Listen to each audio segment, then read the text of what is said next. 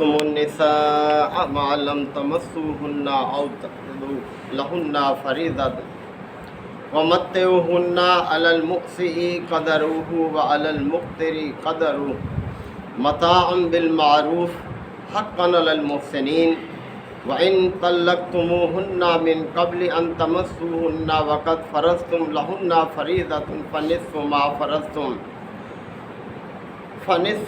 فرضتم إلا أن يعفون أو يعفو الذي بيده عقدة النكاح وأن تعفوا أقرب للتقوى ولا تنسوا الفضل بينكم إن الله بما تعملون بصير حافظوا على الصلوات والصلاة الوسطى وقوموا لله قانتين صدق اللہ مولانا العظیم۔ حضرات، سورہ البقرہ کے یہ 31 رکوع کی ابتدائی آیات ہیں۔ طلاق سے متعلق مختلف احکامات بیان کیے جا رہے ہیں۔ فرمایا جا رہا ہے کہ لا جناح علیکم، تم پر کوئی گناہ نہیں ہے اس رویے پر کہ اگر ان طلقتم النساء ما لم تمسوهن، کہ تم عورتوں کو طلاق دو جب کہ تم نے ان کو ہاتھ بھی نہیں لگایا، یعنی چھوا بھی نہیں ہے، او تقرضوا لہن، یا ان کے کوئی مہر جو ہیں وہ مقرر نہیں ہوئے ہیں، ایسی صورت میں اگر تم انہیں طلاق دیتے ہو ومتعوہن، تو پھر بھی رویہ یہ ہونا چاہیے کہ انہیں کچھ دے دلا کر رخصت کرو، یعنی اخلاق اعلیٰ اختیار کرو۔ اسلام اعلیٰ اخلاق کا دین ہے۔ نبی کریم صلی اللہ علیہ وسلم نے اپنی بعثت کا ایک مقصد یہ بھی بیان فرمایا ہے کہ بعثت لأتمم مکارم الاخلاق، مجھے اعلیٰ اخلاق کی تکمیل کے لیے مبعوث کیا گیا ہے۔ تو اسلام کیسا ہی معاملہ ہو، تلخی کا معاملہ ہو، کیسا بھی ہو، بلند اخلاق کو کبھی بھی بالائے طاق نہیں رکھنا چاہیے، ہمیشہ اچھے اخلاق کو اختیار کرنا چاہیے۔ تو بے شک صورتحال یہ پیدا ہو گئی ہے کہ تم اپنی بیوی کو طلاق دے رہے ہو اور اس کا کوئی مہر مقرر نہیں ہوا ہے، لیکن تم نے اس کو ابھی چھوا نہیں ہے، تو پھر بھی اسے رخصت کرتے ہوئے اچھے انداز میں رخصت کرو، یعنی کچھ دے دلا کر اس کو فارغ کرو۔ وَمَتِّعُوا عَلَى الْمُوسِعِ قَدَرُهُ، کشادہ شخص پر اس کی قدرت کے مطابق ہے کہ وہ اس کو دے، وَعَلَى الْمُقْتِرِ قَدَرُهُ، اور جو تنگ دست آدمی ہے وہ اپنی وسعت کے مطابق دے، یعنی جیسا میسر ہو اس کے مطابق اس کو یہ رویہ اختیار کرنا چاہیے۔ متاعا بالمعروف، اور یہ جو ادائیگی ہے معروف طریقے سے ہو، چٹی سمجھ کر نہ ہو، تلخی کے ساتھ نہ ہو، یعنی اچھے رویے کے ساتھ ہو۔ حقاً علی المحسنین، اور یہ حق ہے نیک لوگوں پر، محسنین پر یہ بات زیب دیتی ہے، ان کو یہی حق ادا کرنا چاہیے۔ وَإِن، اب دوسری صورتحال وہ یہ ہے کہ مہر مقرر ہو چکا ہے، اس صورت میں طلاق دے رہے ہیں اور ابھی خلوت نہیں ہوئی ہے، چھوا بھی نہیں ہے، تو پھر کیا کرو؟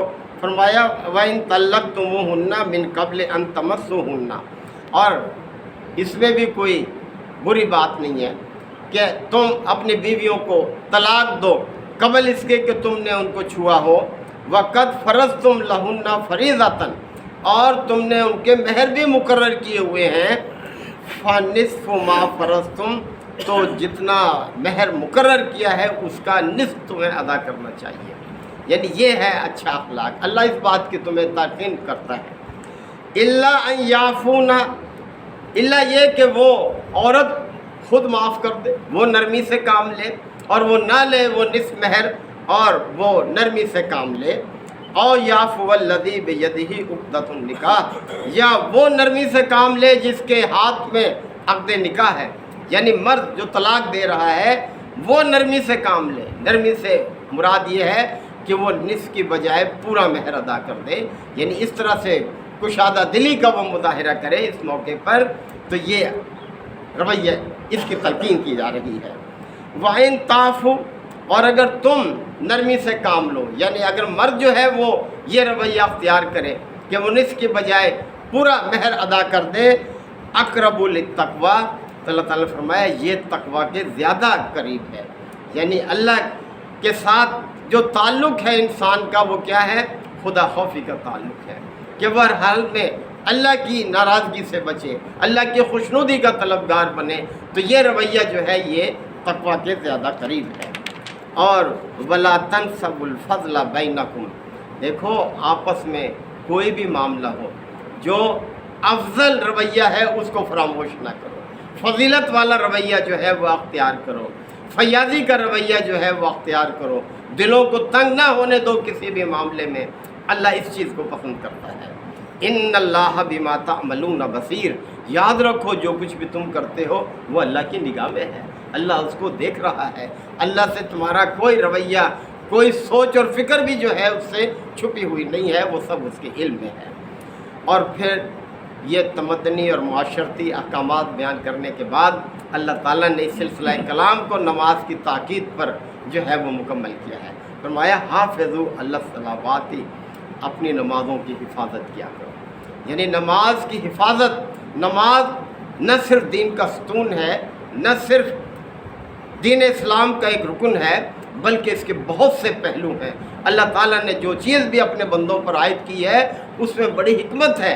नमाज इंसान के अंदर पाकीज़गी पैदा करती है, सोच में, फ़िक्र में, मामलात में, और इंसान के अंदर खौफ खुदा पैदा करती है। अल्लाह ताला के लिए इताअत और बंदगी का जज्बा जो है उसको मजबूत करती है। अगर ये चीज़ ना हो तो फिर कुछ भी नहीं है इंसान के अंदर, कोई मामला भी वो बहुसने खूबी अंजाम नहीं दे सकता अगर अल्लाह की इताअत और बंदगी का जज्बा उसके अंदर मौजूद ना हो। तो इसलिए नमाज की ताकीद की जा रही है कि हाफ़िज़ू अला सलावाती, अपने नमाज़ों की हिफाजत किया करो, व सलातिल वुस्ता, और सलात वुस्ता की मुफस्सिरीन ने मुख्तलिफ इससे मतलब ये है, किसी ने फजर की नमाज, किसी ने ज़ोहर की नमाज, किसी ने असर के लिए ज़्यादा है।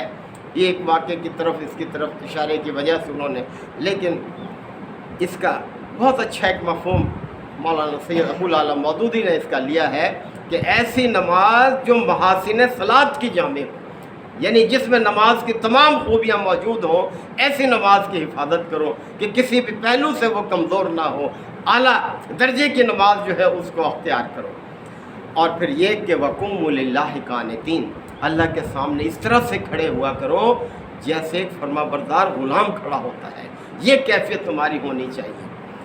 फ़इन ख़िफ़्तुम, और अगर तुम बदअमनी की हालत में हो, खौफ की हालत में हो, यानी कोई जंग की हालत है, तो फिर फरिजालन और रुकबानन, खा तुम पैदल हो या सवार हो, नमाज को बहरहाल तर्क ना होने देना।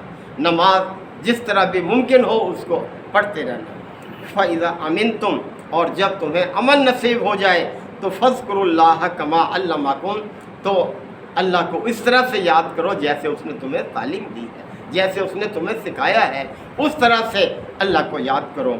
मालम तकूनु तालमून, कि जिससे तुम पहले वाकिफ़ नहीं थे, तुम नहीं जानते थे।